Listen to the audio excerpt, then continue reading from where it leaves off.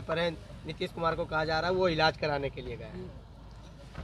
देखिए, जिस तरह से हालात बने हैं और 4.5 लाख रुपया का जो डिफेंस कॉलोनी का मकान दिया गया और जिसने दिया वो आज जेल में है, तो जाहिर बात है कि लालू जी और नीतीश जी की तबीयत खराब होनी ही है। क्योंकि ये लोग तो मान के चलते थे, कोई मुझसे नहीं पूछेगा कि डिफेंस कॉलोनी में 4.5 लाख में 150 करोड़ का मकान कैसे मिल गया। अब आज जब अमित कात्याल जेल में है तो लालू जी के साथ नीतीश जी की भी तबीयत खराब हो ही जानी है।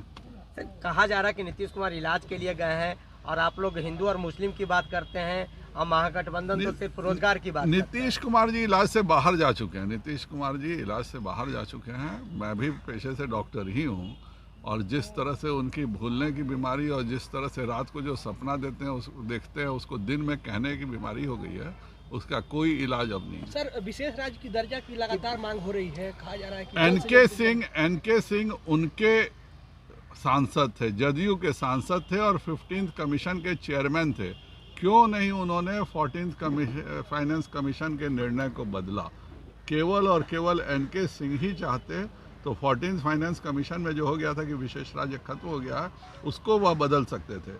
तो नीतीश कुमार जी हाथी के दांत दिखाने के कुछ और खाने के कुछ और है। नहीं तो एनके सिंह की हिम्मत नहीं थी, क्योंकि नीतीश कुमार जी के ही पैरवी के कारण NK Singh 15th finance commission के चेयरमैन बने थे और उसके बाद भी उन्होंने नहीं दिया। इसका मतलब है कि नीतीश कुमार जी का केवल यह शगुफा है, जमीन पे कुछ नहीं है। सर, 75% जो आरक्षण का दायरा है उसको नवी शेड्यूल में बहुत ही अच्छी बात है। वो संविधान में 50 के पहले से है।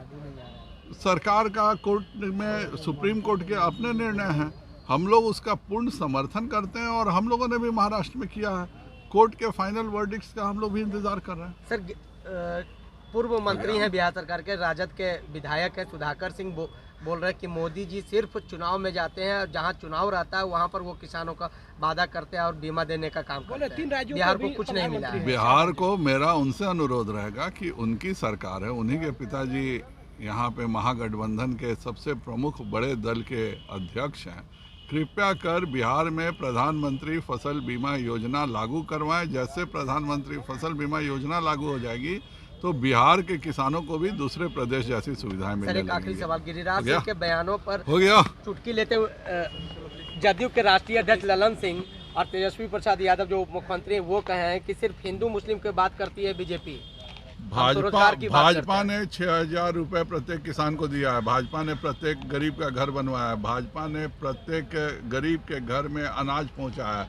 भाजपा ने प्रत्येक गरीब के घर में बिजली पहुंचाई है। भाजपा ने प्रत्येक गरीब के घर में गैस सिलेंडर दिया है। प्रत्येक किसान के यहाँ बिजली दिया है। प्रत्येक बिहार में के बाहर प्रत्येक प्रदेश में जल दिया है। यह सब केवल गरीबों के और गरीबों के लिए 66 योजनाएं हैं। नीतीश कुमार जी और ललन सिंह जी को बताना चाहिए कि एक योजना वह भी तो बताएं जो बिहार के द्वारा दी गई हो।